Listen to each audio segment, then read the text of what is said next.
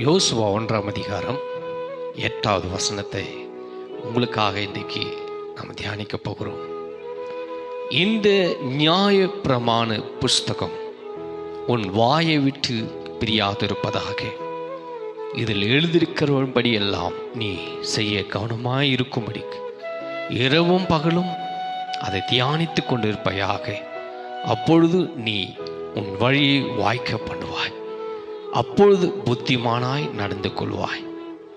ஆண்டவர் யோசுவை பார்த்து இந்த வார்த்தை சொல்லுகிறான். ஹல்லேலூயா.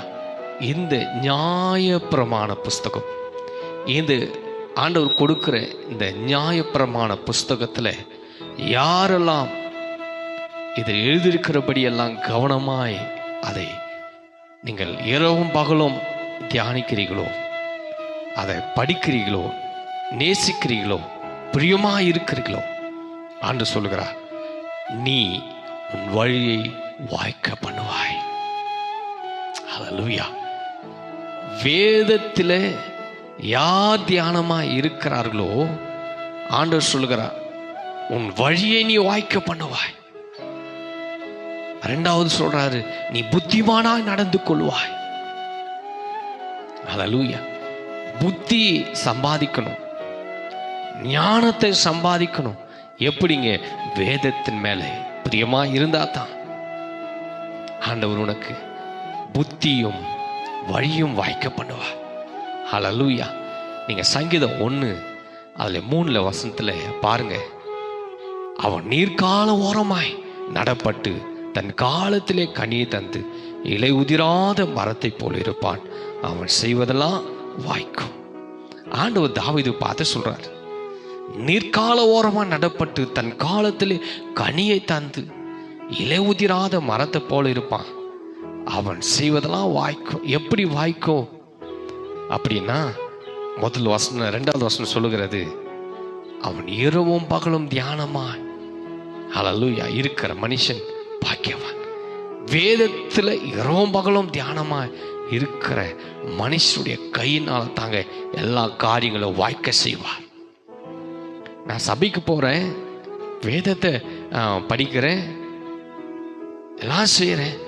ஆனா இந்த நியாயப்பிரமாண புஸ்தகத்தை படிக்கணும், இதை கை கொள்ளணும், அதன்படி நடக்கணும். சும்மா நம்ம சர்ச்சைக்கு போறதுனால, பைபிள் எடுத்துக்கொண்டு போறதுனால ஒரு பிரயோஜனம் இல்லை. அதன்படி நாம் இரவும் பகலும் நேரத்தை செலவழித்து ஆண்டவர் சமூகத்தில் உட்கார்ந்து தியானிக்கணும். ஆண்டவர் அப்பொழுது நீ உன் வழியை வாய்க்க பண்ணுவாய், நீ புத்திமானா நடந்து கொள்வாய். அதுதான் இன்னைக்கு இந்த வீடியோ மூலமாக தேவன் உங்களுக்கு சொல்ல விரும்புகிறேன். ஹல்லேலூயா. வாலிபன் எதனாலே சுத்தம் பண்ணுவோம்? வேதத்தை வார்த்தையினால தானே. இந்த வார்த்தையும் வாழ்க்கையில புத்திமானாய் உன்னை மாற்றும், விவேகமுள்ள மனுஷனாய் உன்னை மாற்றும். ஹல்லேலூயா.